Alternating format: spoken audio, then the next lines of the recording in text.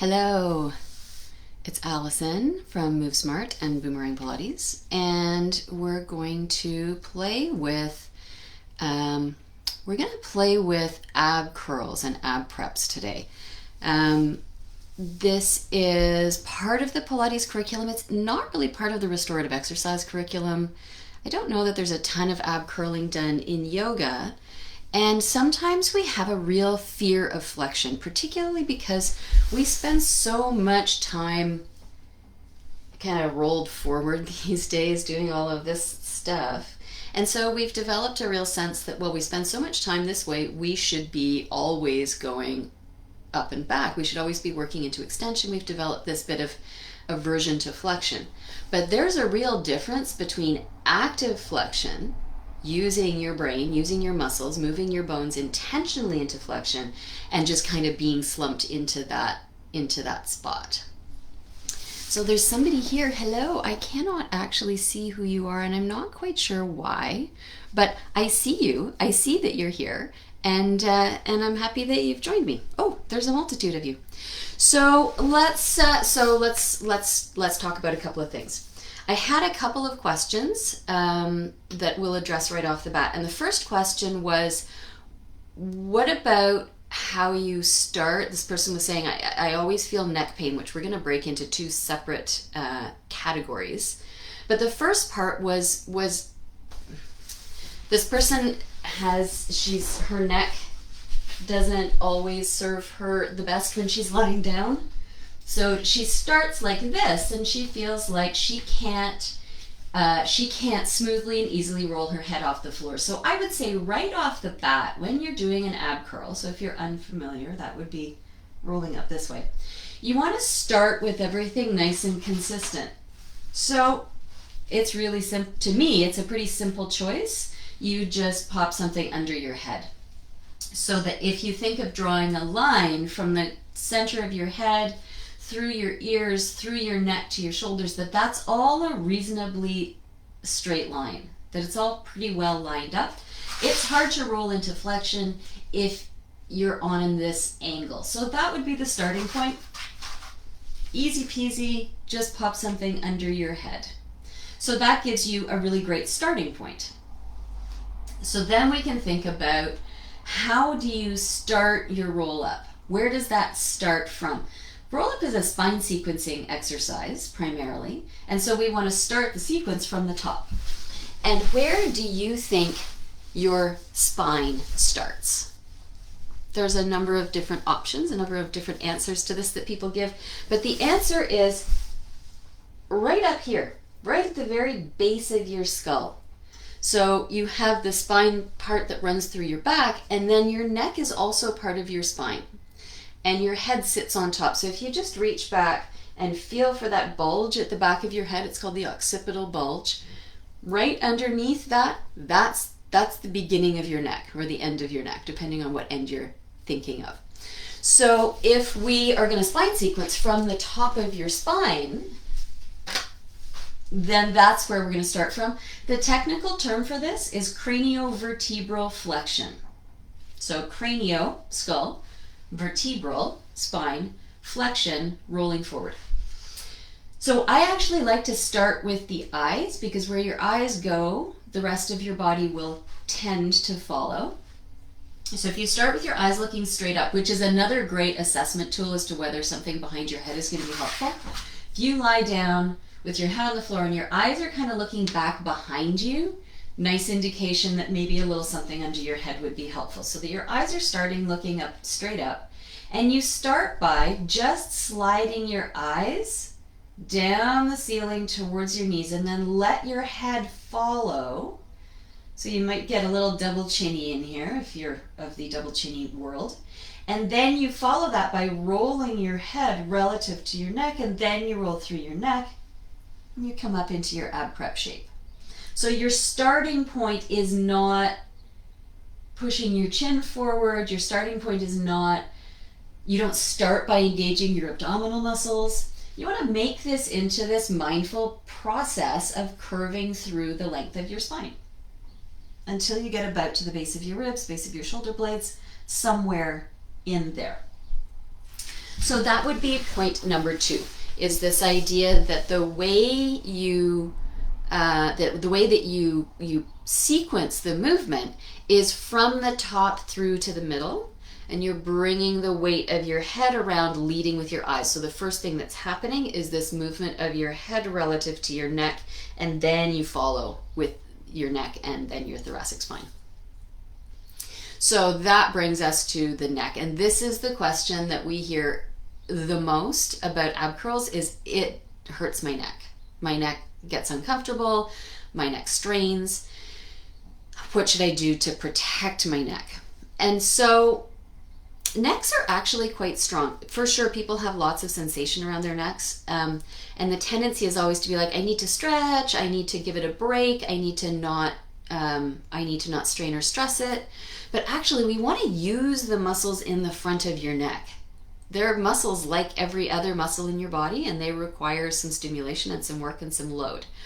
But your head is heavy, so if your neck is not strong enough yet to lift and curl through the whole weight of your head, you can give it a little bit of support. But you can know that it is absolutely okay to be using these muscles. It is a requirement. It is encouraged to use these muscles.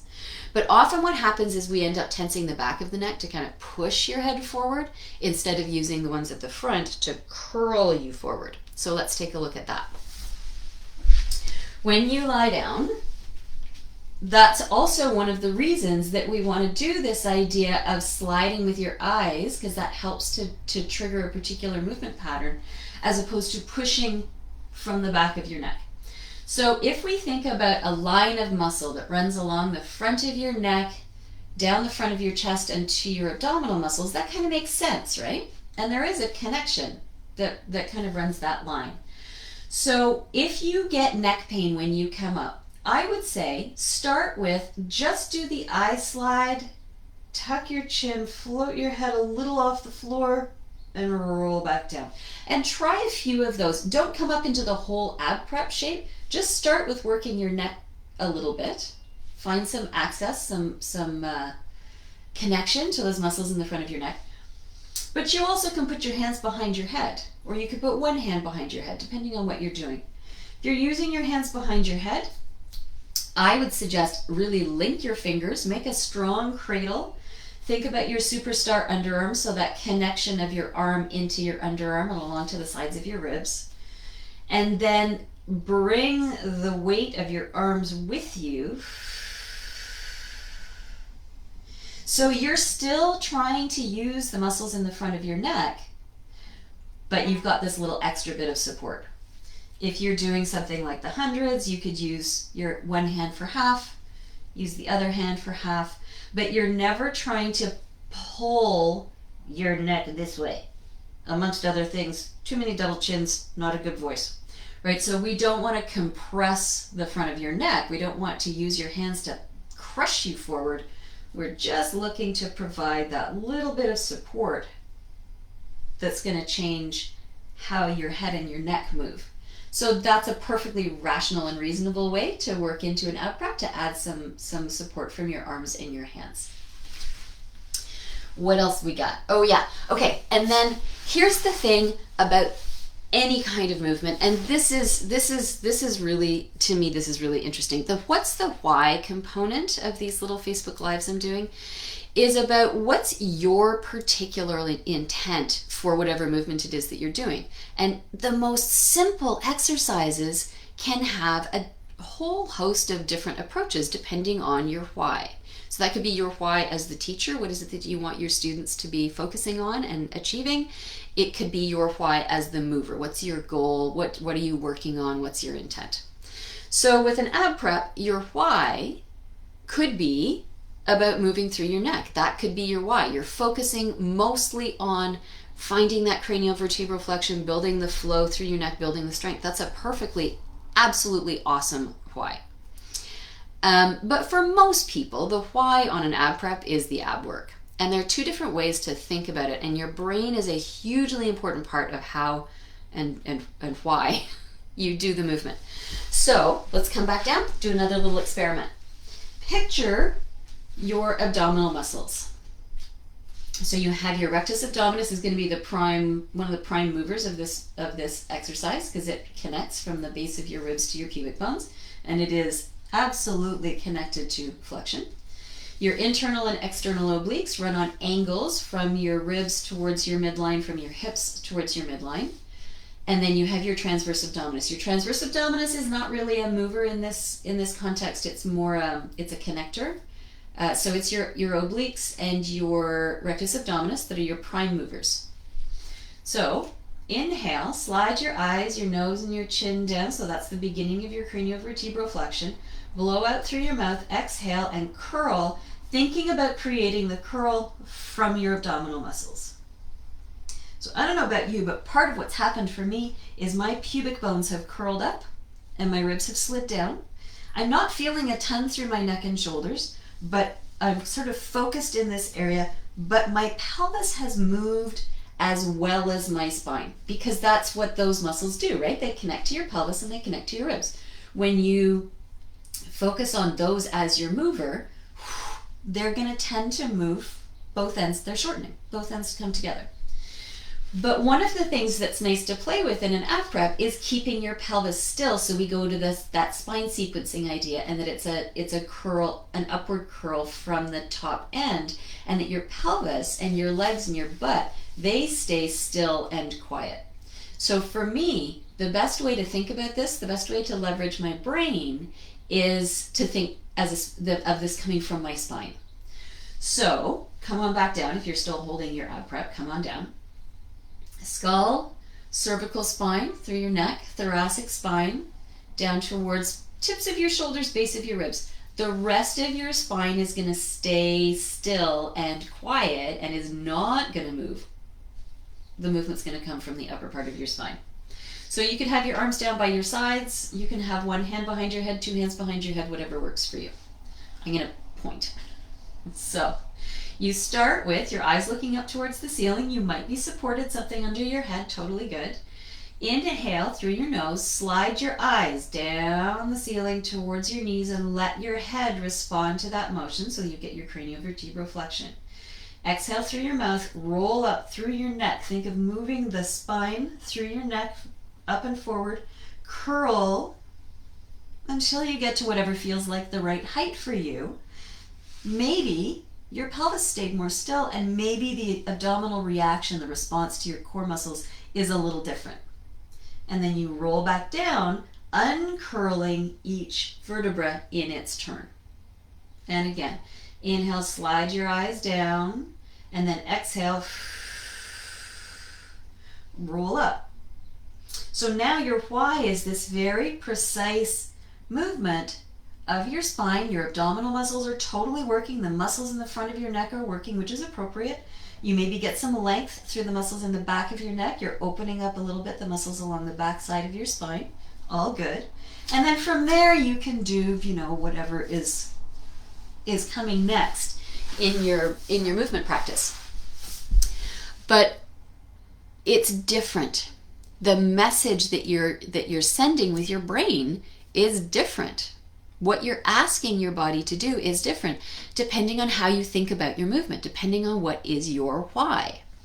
So if your why is going to be endurance, then you might want to be adding some arms. You might want to spend some extra time working into the length in the back of your neck before you start doing a whole bunch of ab prep stuff. If your why is power, right, a more strong roll up, then you're going to be looking at more speed. You want to plan it in advance, because speed hides need, speed hides habits, speed hides kind of unconscious movement patterns. So you want to think through what you're going to do before you do it. And then you can play around with it. Add your legs, add your arms, see how long you can, see how far can you roll up, because of course your ab prep can lead into a full roll through, and we can talk about that another day. So that's what I have to tell you for the moment about ab preps. And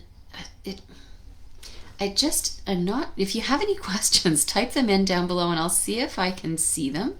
I am not sure what is going on for the in early on in this process, I had entirely lost access to the going live button. So things are not quite as they should be today. But if you have questions, you can pop them into the comments down below and I will respond to them after the fact. And I would love to see you next Thursday at 11. And if you like the idea, if you're a teacher and you've got any cueing things that you're thinking about in terms of cueing, I'll pop the link for my cueing guide into the comments below as well, so that you can download that and maybe see if there's some cues in there that help you inspire yourself and your students for how you're going to do your roll-ups and your ab curls today. Mwah! See you next time.